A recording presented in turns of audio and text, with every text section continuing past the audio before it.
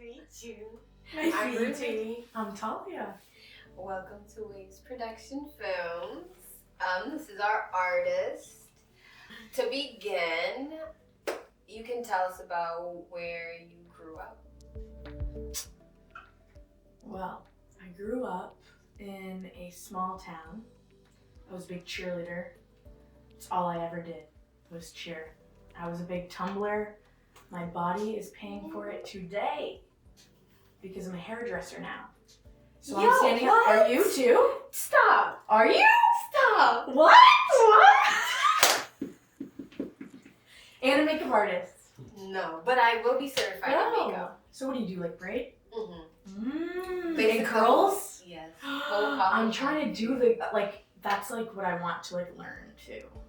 Is like the curls because I got them and no one knows about them. They don't know. I used to straighten my hair all the time when I was a kid before. No? But we got lost. I didn't know we were each other. Literally. So, just a big competitor, like always. So, practice after practice. I would literally do high school cheerleading and all-star cheerleading. And yeah, I was just my life. On the weekends, I was cheerleading. Talia the cheerleader. And the hairdresser. Yeah. And makeup artist. You got it all. The whole fandango. What sparked your interest in music? Well, it was always just like a natural thing to me. Like my sister sings, my mom sings, my aunt, my grandmother, we all sing. So we just we're always singing. And I was doing a lot of karaoke on my own. I had my laptop and I would do instrumentals on my own, but it was very hidden to me. Oh, the hidden talent. I was the hidden mystery box. The little mystery. But no, actually, my sister knew and my mom knew. But whenever my dad would come home, I would shut it. No one can hear me. But no, I actually have a very supportive family. I would put on dance recitals for my mom and sister, and then I would also sing. And they would watch me and they would cry because I would put on these inspirational songs, and I would sing and just get super deep, and they would literally cry. And I would put on these freaking shows just all the time. I was just a born performer, I guess. At that point, you just made mommy and sister cry. I did. So, what's your favorite shower singing song? I do sing in the shower. I love the shower. My favorite shower singing song is Somewhere on the Reno by Kian. Do you know it? It's super deep. Right now, my favorite one is Single Again by Harmonize and Singing Anthem by Shinsia. Shinsia? I don't think I'm pronouncing it right, but whatever. It's Sing more it. Dance off. Oh, you're going off in the shower. I'm crying. But yeah, that's my shower song. Mine's mellow. I walked across an empty land. I knew the pathway like the back of my hand. I felt the earth beneath my feet. Sat by the river and it made me complete.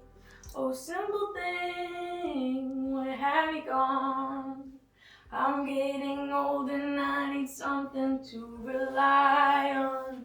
So tell me when you gonna let me in. I'm getting old and I need somewhere to begin. Oh, that's so dead. And if you have a minute, why don't we go talk about it somewhere only we know?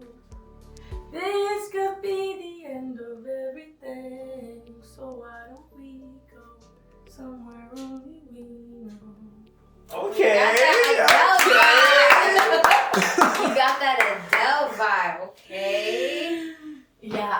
deep. I remember being in the bathtub too when I was like a kid, and I would put the little lyrics up and I would just like sing it. Okay, I was always getting deep. I know. I grew up on Adele. What? Where do you see yourself fitting in the music industry?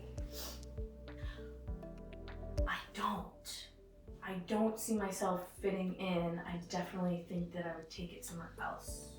Like where? Like, I just think it's too, like, structured right now. Like, I think that, like, people are losing their artistry more than being their own artist. I had said the same thing. Like, it's very... Literally robotic. Oh. That a good hang? Oh. But it is. They do have a little... It started off where everyone being themselves, you know, who they really are. It always starts like that. And then somewhere down the line, they're no longer themselves. They become the music. And not even just the music, they become the industry more than the passion that started the interest. Can I say something? Every single female artist, when they get big, they lose all this weight, they get super fit, and like they just look like the artist now. Like they have the best clothes, so now they're not comparable. No. It's like now we're looking up to this person like God. Mm-hmm. It's like they're a God figure. A whole different person. Yeah, so you can't really relate anymore. You just look up to them and you can't really. It's like, oh, you're not similar anymore. Yeah. You're not even relatable as a person anymore. Yeah. It's like a total separation, and I think that's the problem. Who would you say inspired you to start singing?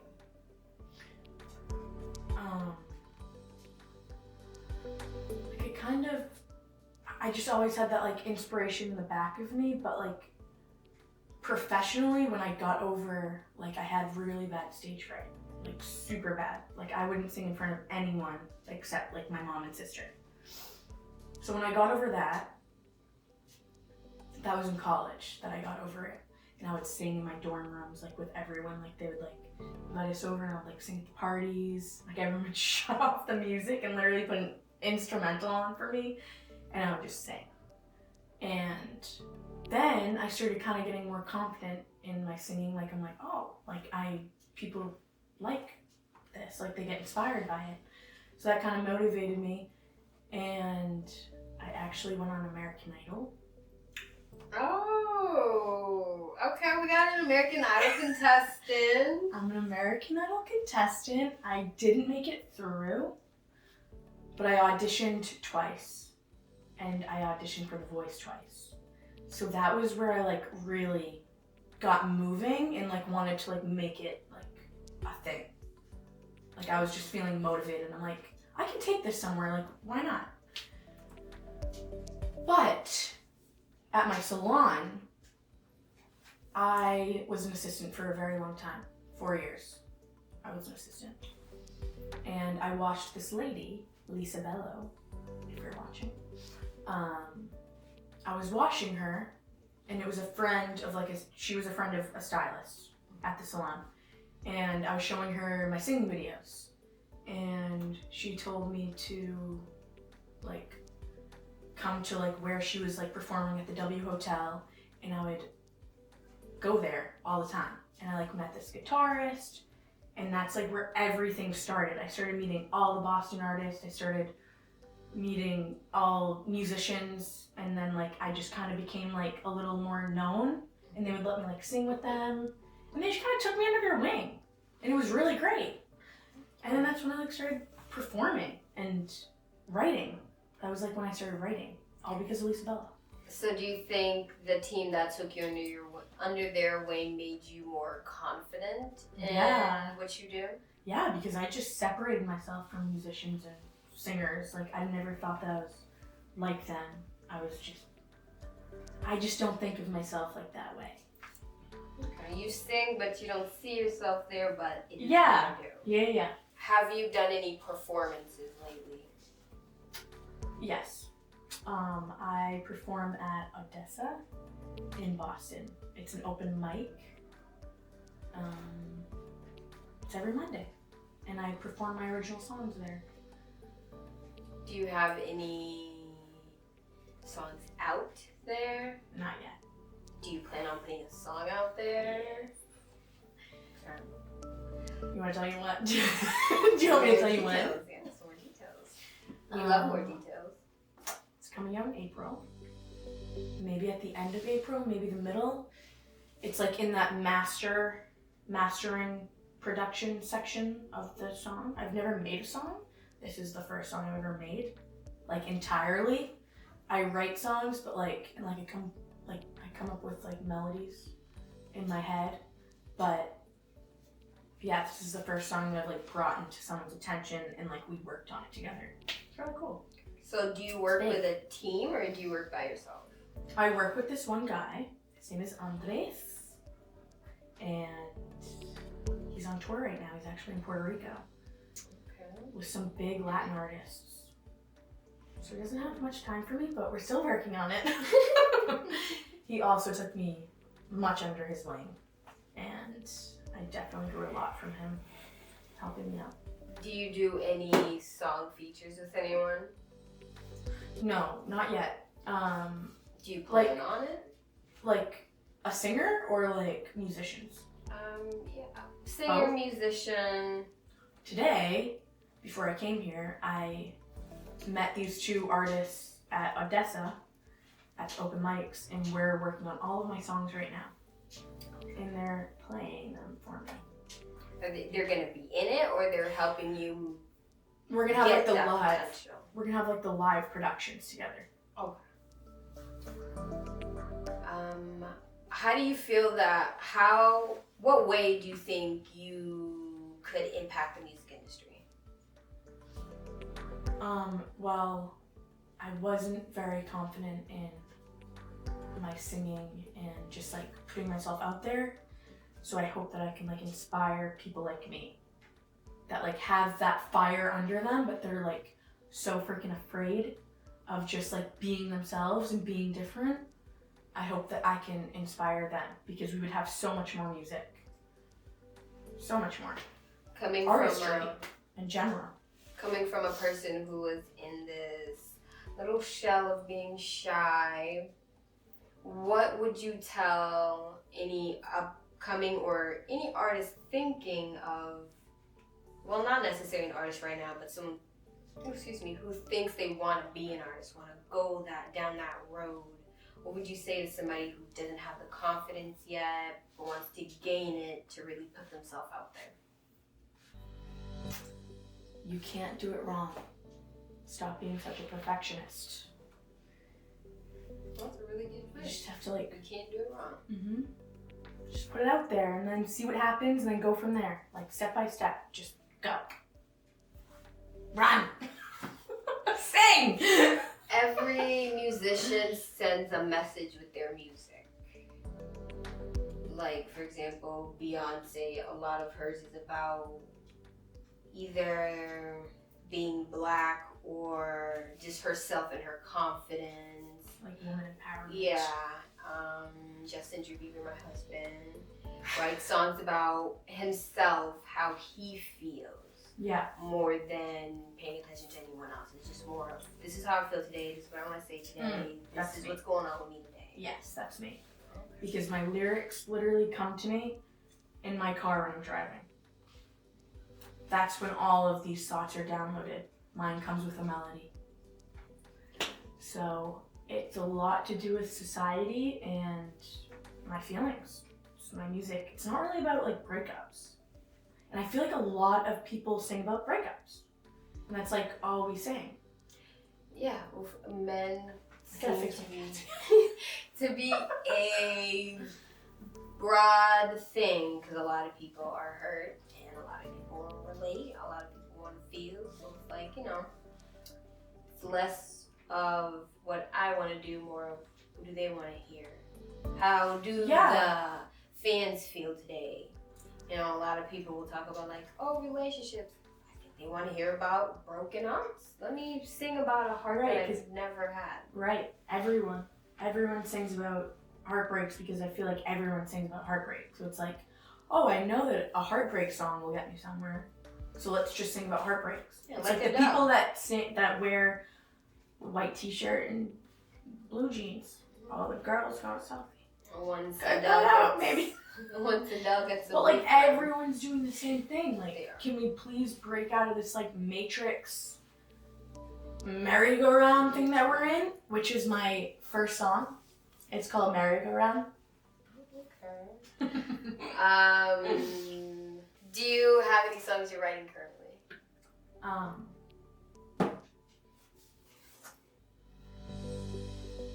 I have songs I'm like finally bringing to the table. Like I have like 20 songs that are just waiting to have an instrument to it, so I can like, I need like to bounce ideas off someone to like get the ball moving, because it's like downloaded thoughts. Like I just have like, I'll just like write, and then like it doesn't really have much structure. It has like So the it's just chorus the and like the thoughts. intro and then like a bunch of Like hamburger just fillings. like I'm just like talking. If you weren't an artist, what would you be doing at the moment? I do everything that I love, so I wouldn't do anything else, because I love makeup, I love hair, I love making people feel good, and that is like my thing. So like that's what comes with singing, and I'm a therapist on the side, kinda, like as a friend. So honestly, I have no regrets, to be honest. I wouldn't want to do anything else that I'm doing. If Because I can't. I can't do anything that I don't want to do. And that is also a problem. If the music industry happens to go south, go downwards, or you just get bored by it and you don't want to do it anymore, what do you think you would focus on then? Sure, I wouldn't. I literally wouldn't. Like that's That's just a not a compliment. thought in my life. It's like Not an option. it's not an option. Period. Okay. No tampon. Cheers. No, literally, cheers. Drink your water, kids. Mm-hmm. H2O. Daily. Maybe a gallon, I'm not sure. But don't pee yourself, though. Don't. I do. Like I've been doing it recently. It's like I sneeze, I freaking cough. No, literally, don't drink too much water. No, drink your water, but just like go pee when you have to. Because True. then your bladder doesn't work anymore like it should. I think I'm a superwoman, so I feel like Oh, I same. can hold it for like 3 Oh, hours. same. But the minute I get to my front doorstep, it's like, I'm here. I'm like, oh, no. dude, can I tell you something? So, as a cheerleader, I used to tumble a lot.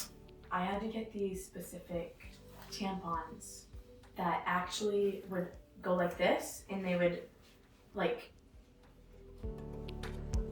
close your bladder, so I wouldn't pee, because I would pee my pants all the time, like pee.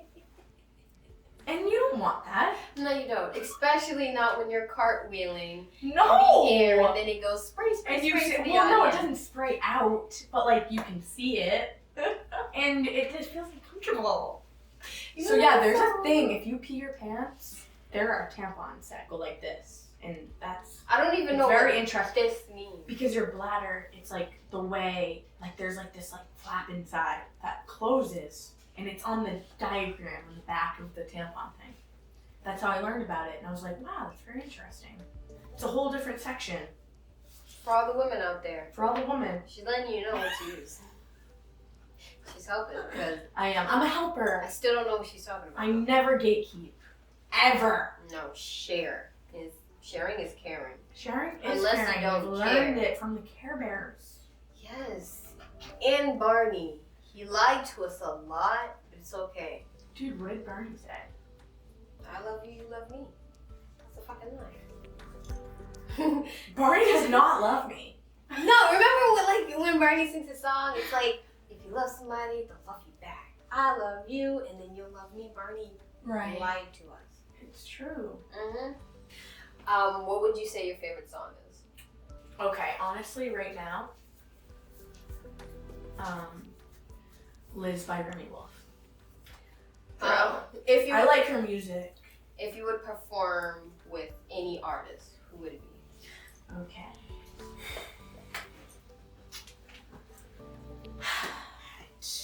I'd fly with Pink.